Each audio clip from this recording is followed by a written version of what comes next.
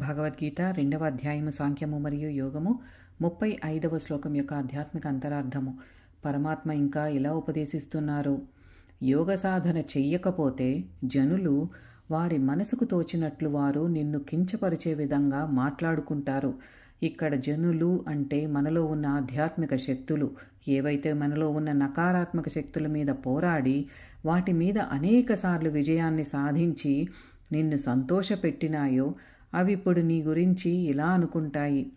భయంతో తన ధర్మాన్ని విస్మరించాడు.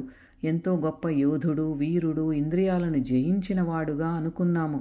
కానీ ఇతను బలహీనతకు లొంగిపోయాడు అని భావిస్తాయి. మహారథులు అంటే ఆధ్యాత్మిక మార్గంలో ఎన్ని అడ్డంకులు వచ్చినా ముందుకు సాగాలి అని సంకల్పించి ముందుకు సాగేవారు. మనకు నిత్య జీవితంలో ప్రతికూల పరిస్థితులు ఎదురైనప్పుడు కూడా సంకల్ప శక్తితో ధ్యాన సాధన వదిలిపెట్టకుండా చేస్తూనే ఉండాలి.